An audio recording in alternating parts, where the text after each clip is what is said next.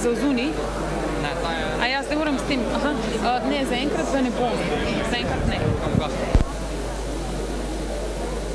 Ja, zdravo. Zdaj trenutno si tu na ekonomskem faksu, pri ekonomskem faksu.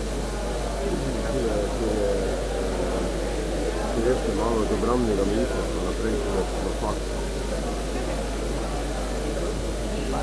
Za 10 minut samo.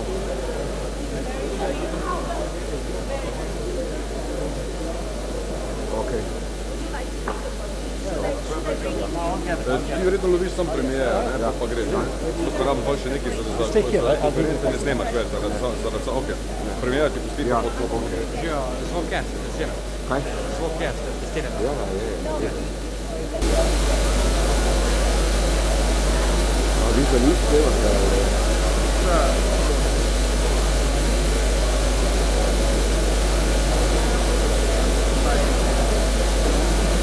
Kdo to je organizira? Kdo je organizira to ekonomsko?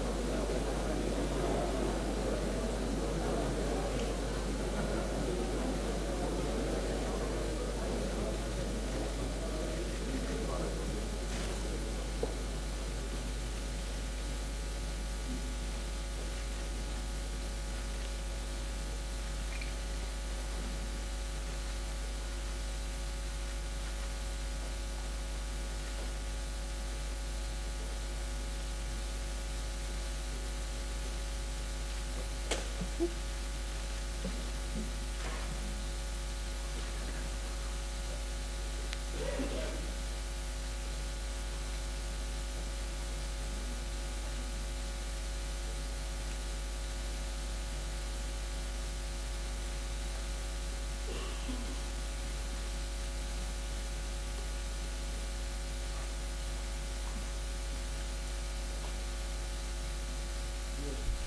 Minister, Sarah, Your Excellencies, ladies and gentlemen, it's my great honor to host the fourth in our fifth Foreign Direct Investment Summit. What we did in the last couple of years, we will show you in a short movie, and let's see it.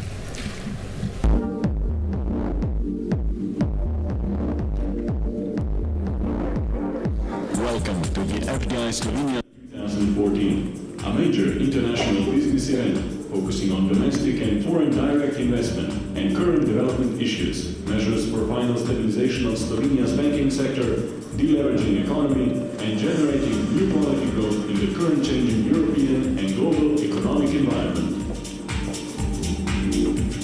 The FDI summits in recent years have highlighted many questions which could and should lead to the end of the prolonged recession in Slovenia.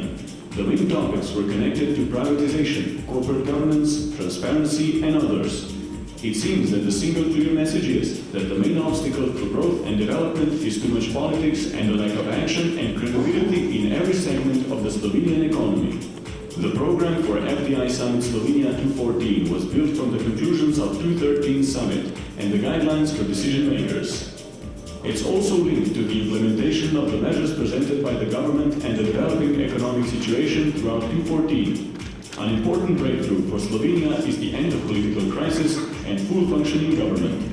Slovenia has definitely made progress in stabilizing public finances, but additional structural efforts are needed in the coming years. The current budget deficit is significantly higher than 3%, and so Slovenia must produce continuous structural surpluses to lower public debt, which has risen to over 80% as a result of excessive public spending in recent years, a lack of structural reform, and the cleaning up of the banking sector in 2014. Slovenia started cleaning the banking sector in 2013. The Bank Assets Management Company, BAMC, started to work, and the transfer of toxic assets of 3.5 billion euro from the two biggest banks, NLB and NKBM, was finalized in May 2014. The focus now shifts to the day-to-day operations of the BAMC, which is a key institution for deleveraging the economy and finding new stable owners for companies in trouble. The second focus is on restructuring the banking sector, which was expected to start normal lending activities after their balance sheets were cleaned up. Slovenia started the privatization process in 2013, and substantial progress was made in the beginning of 2014. The state defined 15 companies for which privatization processes are in progress, with some major companies such as Telekom Slovenia and Ljubljana Airport, which was recently sold to strategic partner Fraport. The key question is whether the new government will be able to put together a comprehensive, clear and credible strategy of state assets management. An important issue for further improvement of corporate governance in state companies is operational state sovereign holding with clear strategy, transparent organizational structure, and widespread political support. Substantial progress was made in the last 2 years to achieve an effective and functioning legal system. Proceedings are faster, new insolvency legislation was adopted, and a reduction in red tape produced some results. Problems remain in effective spatial planning and especially in the effective promotion of the country. The promotional agency Spirit, formed in 2013, is constantly restructuring and undergoing political reorganization, resulting in inefficient corporate and general promotion of the country and the economy and investment opportunities. The FDI Summit Slovenia 2014 will focus on the key issues for further development, the acquisition of adequate resources for investments. In this context, the focus of the summit will be the role of foreign investors in raising the competitiveness of the Slovenian economy and improving the quality of corporate governance. The summit will not just uncritically address the necessity of privatization. The essential goal of the state must be to define a basic and clear development strategy, strategic projects within a framework based on a clear criteria to define the role of foreign capital. We will try to find answers on the next key questions. What are the lessons from the first privatization package in 2013 till 2014? What should be the development role of bank asset management company, banking sector in revitalizing Slovenia's economy?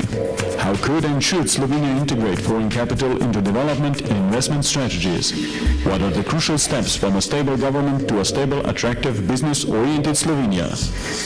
FDI Summit Slovenia 2014, Direction Forward. Prime Minister Robert Sauer, I'd like to invite you on stage for a speech. Thank you.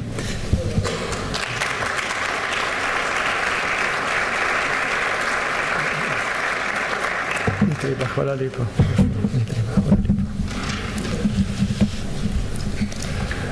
Hvala za povabilo. Spoštovani, ladies and gentlemen, I'm very pleased to be here today, pleased to address all the participants and speakers at this conference, covering important topics in seeking the direction forward for Slovenia and the wider region.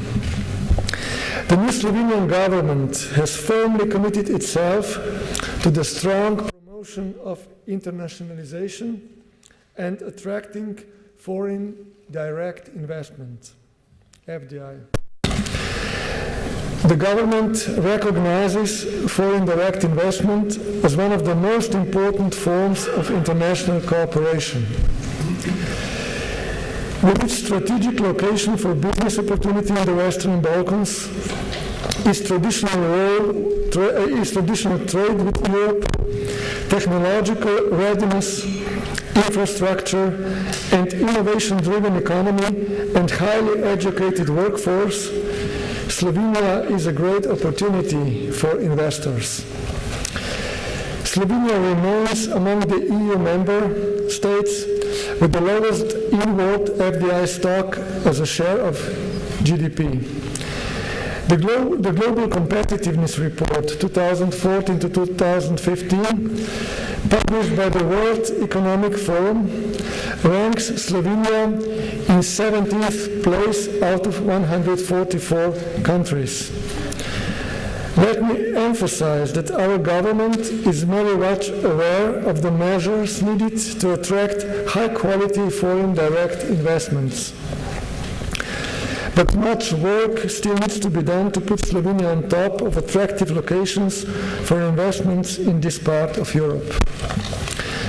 In such manner, our government has committed itself to ensuring the long-term sustainability of public finances by, first, eliminating the excessive public deficit in a sustainable manner, and second, gradually reducing the structural government deficit. We will strive to ensure a stable banking and financial system, which will support the developmental financing and restructuring of the economy. For faster, more efficient restructuring and debt relief of companies, a much more active role of the so-called bad bank assets management company, the seed bank, the Slovenian Export and Development Bank, and commercial banks will be needed. The BEMC, the bad bank, is intended to act as an active stakeholder in restructuring cases. The SID bank will play a more active role in financing Slovenian exports, ensuring export risks, and financing the growth and development of the Slovenian economy.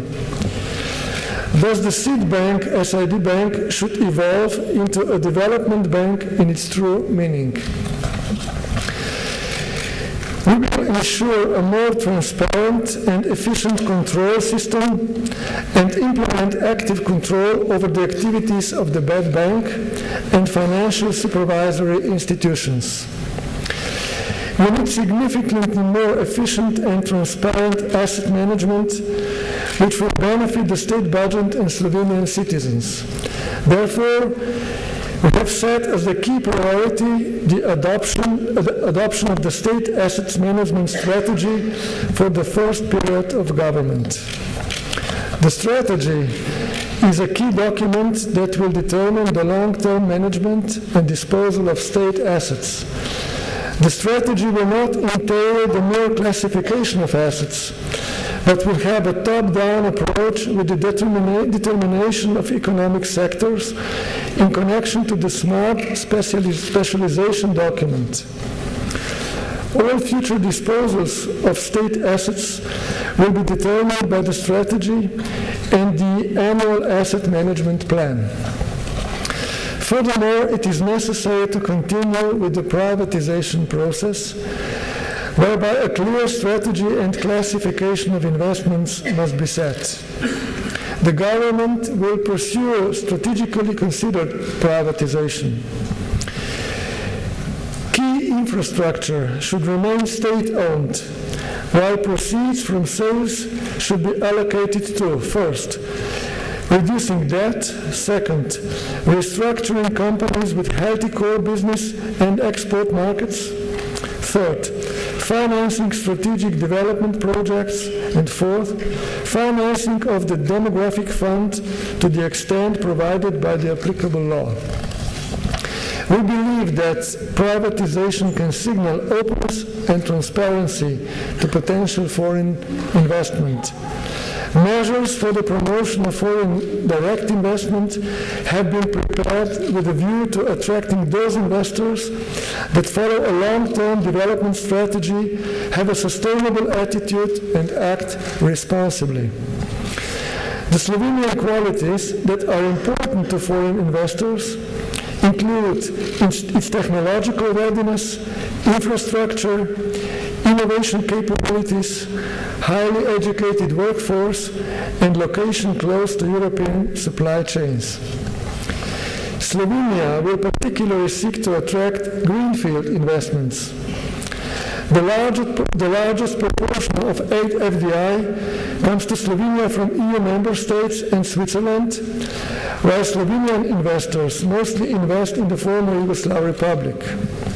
Nevertheless, we cannot ignore global FDI trends.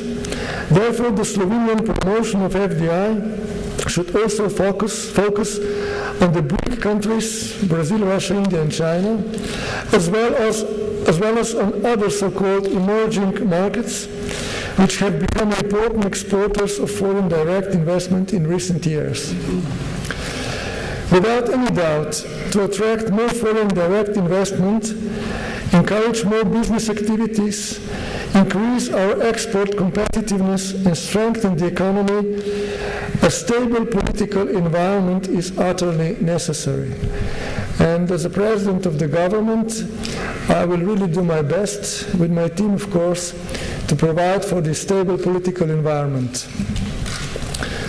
Now, dear guests, ladies and gentlemen, allow me to express my pleasure in being able to take part in the 5th FDI Summit.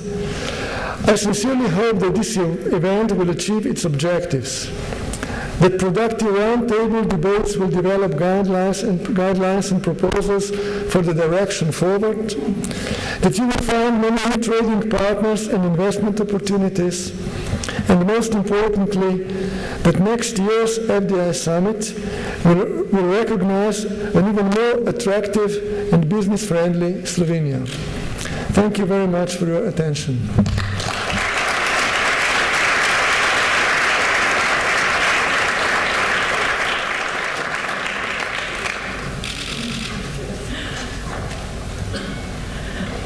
Dear Prime Minister, really thank you very much for your inspiring and promising words, which give a very nice starting point for today's discussions.